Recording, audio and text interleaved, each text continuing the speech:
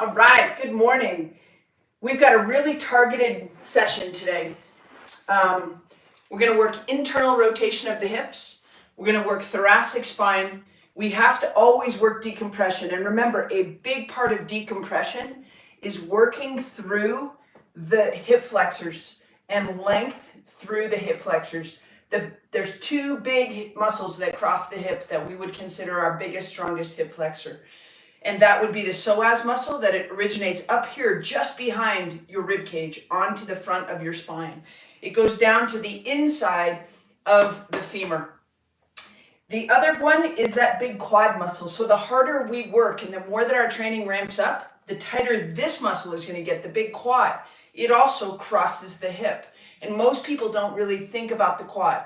So first and foremost, before we get into moving today, you've got to hydrate. The tissue doesn't really care what you do with it.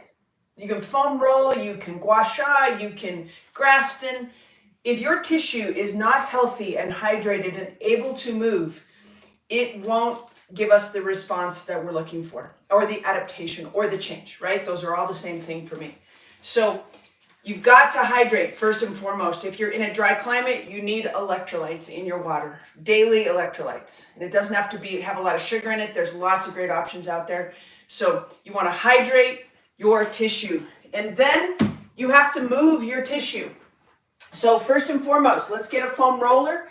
If you don't have a foam roller that's this long, you should probably have one because there's a lot of cool things you can do with it. But B, you can always use the wall. So first and foremost, let's take that foam roller and put it 2 inches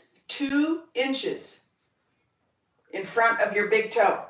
And what I want you to do is be able to touch your knee to the foam roller. If you're using the wall, same thing. Your heel has to stay on the ground. So we're very gently pushing the knee 2 inches over the toe. Now, if some is good, more isn't better. So first round here, we're just sticking to 2 inches. Okay, good. Change sides. Looking for about 10 reps there. Now, I've been running just a little bit. I get a little bit of tension in that soleus. It's a little bit under or inferior or inside under the gastroc, the big calf muscle. This isn't enough for me to get a calf stretch. But I'm definitely getting posterior tib and I'm definitely getting soleus. So just nice and easy. Doesn't have to be a lot of stress. If you want to build trust with someone, you usually will start with little instances of nuanced trust. And then you get the big ones where they're really asking you for advice, life advice. It's just the same thing with your brain and your body. You want to build trust. So now we're about 3 inches away. You can use a little bit of tension into your quad. Push the knee to the foam roller. You're getting probably a little more tension down here, down just above that Achilles tendon. You should be able to get at least 2 to 3 inches now of knee over toe. Some of you will get more, some of you will get less, but the ideal number is really 2 to 3 inches. And just know that every time you go for a run and every time you go for a ride, nature is trying to take that away from you. So you've always got to go back and reestablish your baseline, your trust. Okay, 3 inches. Nice and easy.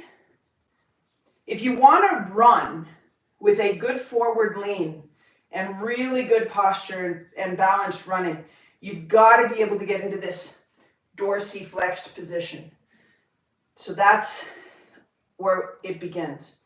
8, 9, and 10. Okay, let's take that foam roller. We're going to use it in a different way. So we're just going to use it to create heat in the lower leg, all through the gastroc. See, all through the belly of the muscle.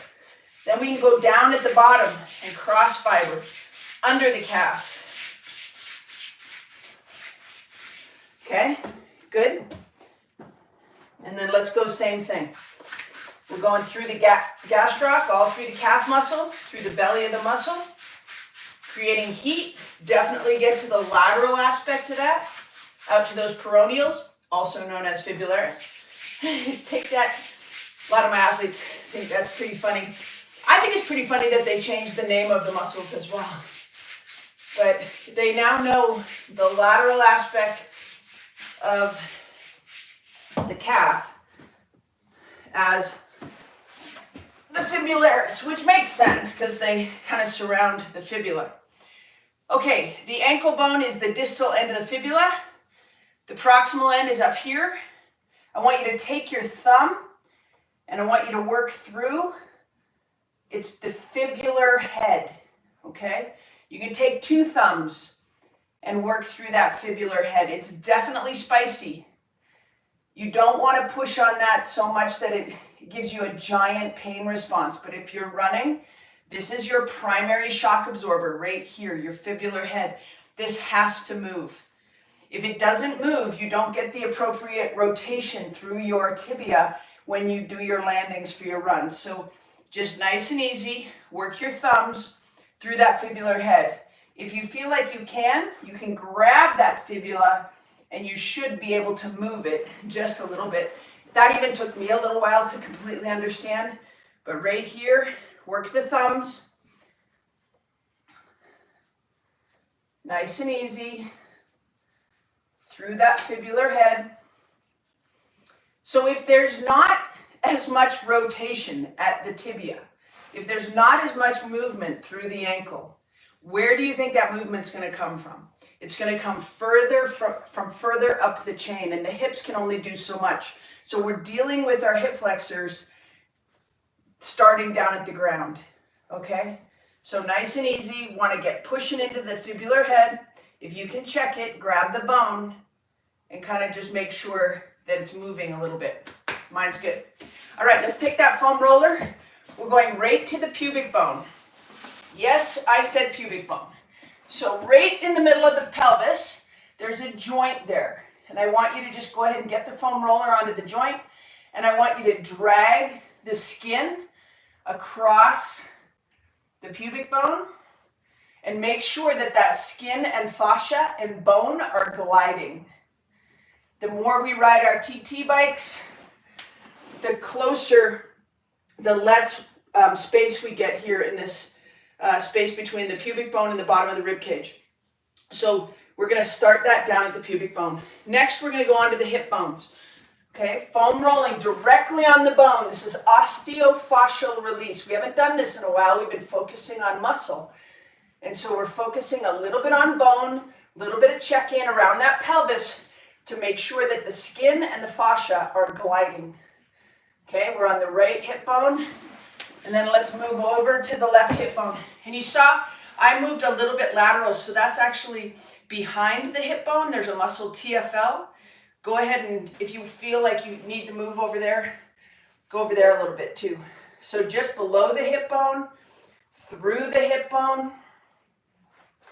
And then I just want to kind of open the hip up just a little bit this way and just get onto that TFL just a little bit. TFL can get very tight. He runs right here. If you got Adidas pants on, it'd be your stripe, right? If TFL gets tight, he can also inhibit glute med. We don't want that, all right? Okay, now we're gonna go straight up at the very top 1/3 of the quad. So just below where the hip hinge happens. So here's my hip hinge. I'm only foam rolling the top of my quad. Try not to go into the belly of your quad. It's not where the decisions are made for muscle length and muscle tension. It's all at that musculotendinous joint. So quite frankly, foam rolling in the belly of the muscle might do some good, but I don't think the pain and the risk of it actually not doing good is high enough. So we're at the very top of the quad. We're going to cross fiber that just a little bit through the hip capsule, front side of the hip. And then we're not going to beat that to death, but let's hit the other side. Okay, top 1/3. Who didn't put the weights away? All right, top third. There we go.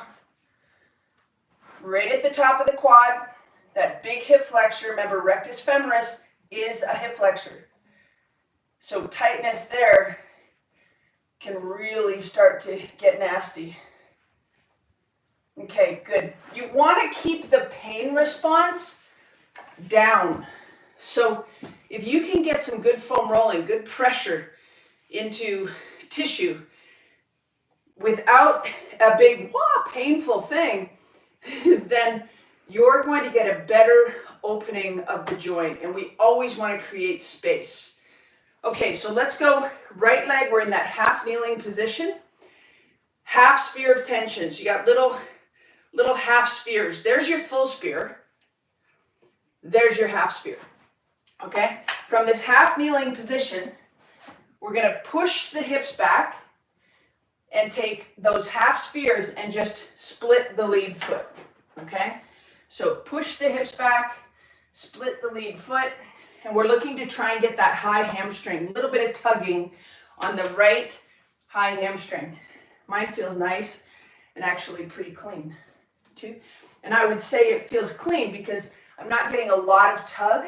And since I know that my hands, my fingertips should be able to go on either side of my foot, I don't need more length than that. And if I really lit up tight with my hamstring, I would probably go back and foam roll the hamstring again. Okay, push the hips back. It is amazing that if you can get the front side of the hip open, you're going to get more space and activity on the back side. So right there, same thing other side. Left leg in front of right, push the hips back. A little bit more tension through my left hip than my right. Nothing I need to worry about, but just definitely noticing it. Good. High hamstring. We're starting to decouple the hips a little bit. You want to get about 8 to 10 reps here. I think I'm getting kind of close. And good. Okay, next one. We're going to go ahead and take the right leg and put it behind the left. We're taking the right arm into that single arm relaxed position, and we're just going to take a side bend to the left and then come right back up. So this elbow, you shouldn't be able to see it. So it shouldn't be out front like that. Open up that chest, side bend. You can see my hips going that way. We're loading TFL. We're loading lat. And we call that the lateral line. Good. And that actually is going all the way down into that fibular head as well. The IT band, all of the above. Okay, good. If you got to finish your 10, finish your 10. Take your left foot, put it behind your right. Left hand, single arm relax, elbow back. Right arm going to the side. We want the left hip to move laterally. Don't fall. 1,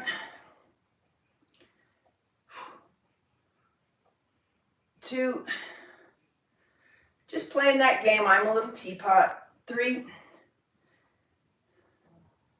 4, nice little side bend. 5, 6, 7, 8, 9, good, and 10, and good. All right, mobility is intentional movement. So we want to take the right leg behind, and as we take the right leg behind, I want your right shoulder and your right ear to tilt, okay? So we're gonna load that left lateral line by stepping behind and dropping the shoulder. We don't have to drop too far. Step behind, drop the shoulder. You should feel tension in that hip. 2, 3. You want to make sure your left foot is straight at me. 3, 4. So what are we loading there? We're loading glute med. We're loading TFL. We're starting to move a little bit posterior to that last movement we did, the I'm a little teapot move, right? We're starting to get into those hip rotators. and we're not stretching, we're mobilizing. Will the muscle become freer? Yes. Will it become longer? Maybe. Not sure. Okay, we're going to step behind with the left. We're going to drop that left shoulder. What I don't want, don't keep your eyes up. Let your ear go with your shoulder. So that way your spine stays nice and straight. 2, 3, 4, 5, 6, 7. Good. Couple more. Good. And you can see I've got this arm up here. If you think about it, if I add the weight of my arm there, I'm adding tension there. So everything we do on Mondays, picture Monday on steroids, and then all of a sudden you become an ECFIT athlete, and we start looking at your global mobility and ability as an athlete. We start looking at the strength, we start looking at consistency with mobility, not just Mondays. So as usual, I always invite you to join me for a couple weeks. Be my guest with my premium group. Okay, let's go 90 with your hips. Today, we've got the right leg down. Everybody make sure you get your right leg down. It's easier for me to cue. Left leg is staying out. You should feel tension in that adductor. Okay? From there, we're going to take the right arm and just open it to the right. And then come back. Open it to the right. 2, 3. Keep that left leg really lateral. 4. There we are, right down the middle. And creating space. 5, 6. We'll stop at 8, 7, and 8. And same thing other side. So straight ahead, midnight. Right hand to the inside of the right knee. Left hand, open. And back. Make sure that right knee stays very lateral. 2, 3. Start to feel that in your upper back. 4, 5. Keep going. Just keep pushing this out. This one. 6, 7, 8, 9, and 10. Okay, we go back to the other side, right knee down.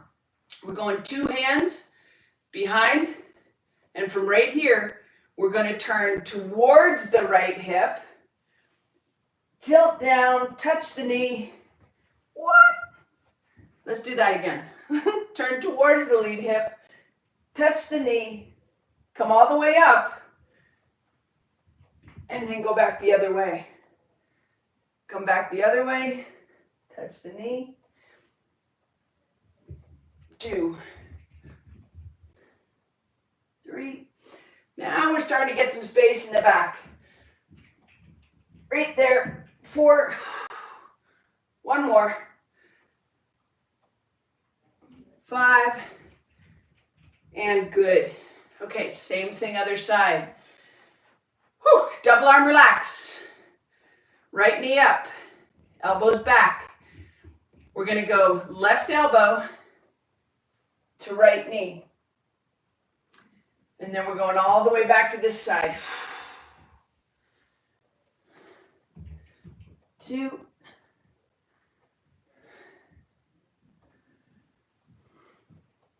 3,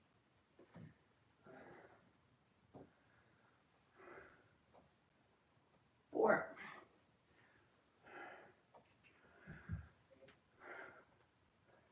and 5. All right, quick review. Number 1, hydrate, hydrate. Hydrate your tissue, give it a fighting chance to move, right? Next one, if the ankles ain't happy and the lower leg ain't happy, ain't nobody up the kinetic chain happy. So we always want to do that check-in to make sure that you can dorsiflex your lower leg, 2 to 3 inches from the wall or from the foam roller. Working the front side of the body will help deactivate and lighten up the tightness through the pelvis. We need it gliding and sliding. The skin, the fascia, and the bone, the skin, the fascia, and the muscle all needs to glide. We work through the upper back, through the thoracic spine, and we didn't even start breathing yet. The expansion of the breath. We'll get after that next week. I hope you all have an amazing training week. If you raced the Olympic trials this weekend, bless you. That was an amazing race. I loved watching it. Can't wait for more endurance sports. It's coming soon. Hope you're all well. Peace.